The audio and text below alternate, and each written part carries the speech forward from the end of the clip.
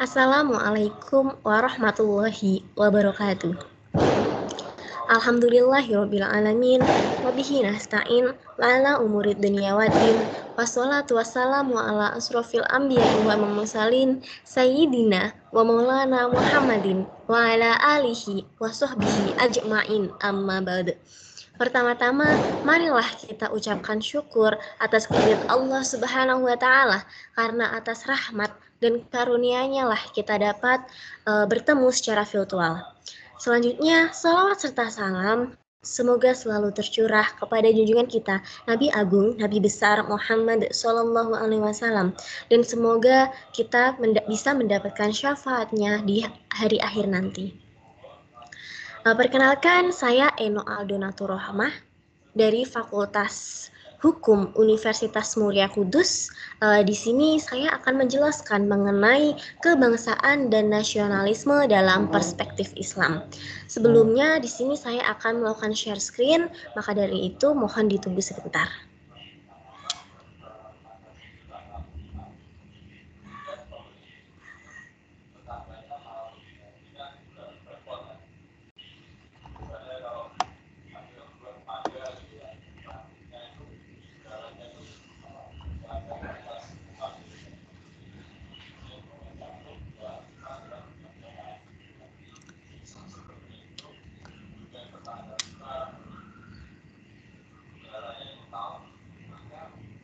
Ya, sudah mulai terlihat di layar teman-teman. Masih proses, mohon ditunggu.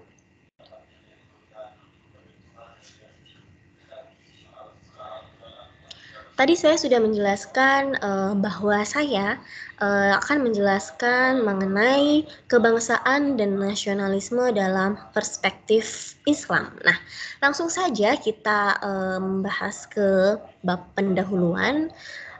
Di sini yang pertama dijelaskan bahwa sebenarnya setiap umat beragama Islam ini harus hidup dengan bersikap kebangsaan dan nasionalisme.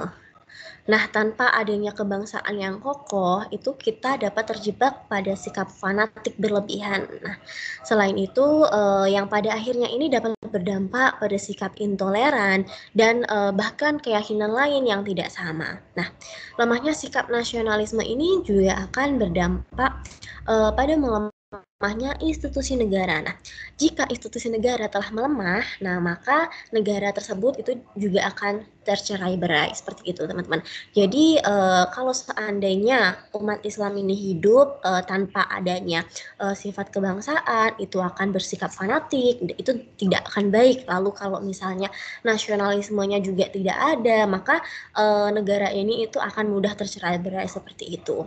Selanjutnya kita beralih ke tahap pembahasan. Di bab pembahasan ini kebangsaan itu berasal dari kata bangsa. Nah, dalam Kamus Besar Bahasa Indonesia atau bisa disingkat dengan KBBI, bangsa adalah kelompok masyarakat yang bersamaan asal keturunan, adat, bahasa, dan sejarahnya serta berpemerintahan sendiri atau kumpulan manusia yang biasanya ini terikat karena kesatuan bahasa dan kebudayaan dalam arti umum dan menempati wilayah tertentu di muka bumi. Nah, jadi untuk kebangsaan sendiri ini bisa dikatakan seperti manusia yang menempati wilayah tertentu. Nah, dari hal tersebut ini biasanya manusia ini selalu terikat gitu. Akhirnya muncullah kata kebangsaan ini. Nah, untuk nasionalisme ini sendiri dari artinya adalah suatu keadaan atau sifat yang menerima pengakuan atas kumpulan manusia yang terikat karena kesatuan bahasa dan kebudayaan dan menempati wilayah tertentu. Jadi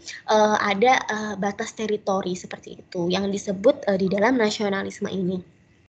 Kita beralih ke slide selanjutnya. Nah, dua pengertian tersebut yaitu kebangsaan dan nasionalisme ini itu bisa kita pahami bahwasannya kebangsaan atau nasionalisme ini adalah paham atau ideologi yang terikat dengan nilai-nilai dasar yang disepakati oleh warga negara dan ingin diimplementasikan dalam kehidupan bangsa dan bernegara. Nah, apa sih nilai-nilai dasar yang ada di Indonesia? Apa sih ideologi yang ada di Indonesia? Seperti itu. Nah, ideologi yang ada di Indonesia sendiri adalah Pancasila. Nah, membicarakan mengenai kebangsaan dan nasionalisme dalam perspektif Islam ini sama halnya itu kita membincangkan agama dan negara. Nah, seperti itu. Nah, kalau Imam Al-Ghazali sendiri ini melihat bahwasanya agama dan negara adalah sebuah dua entitas yang harus berjalan bersamaan gitu, harus beriringan, tidak bisa terpisahkan. Nah, agama ini itu ibarat akar atau pokok.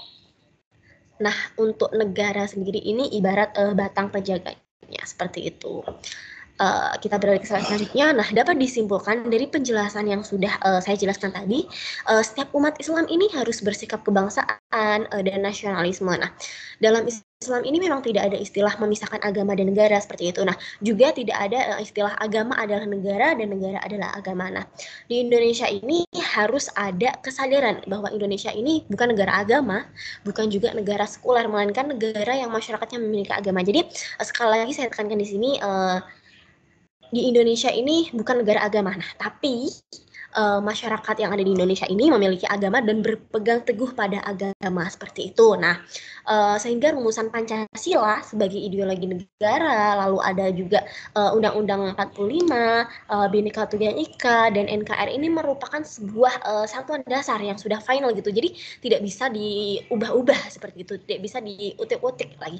Nah, sehingga segala sikap yang bertentangan dengan hal tersebut ini harus dijauhi dan ditinggalkan. Nah, kali ini cukup sekian penjelasan dari saya. Apabila ada salah kata, saya ucapkan mohon maaf. Wassalamualaikum warahmatullahi wabarakatuh.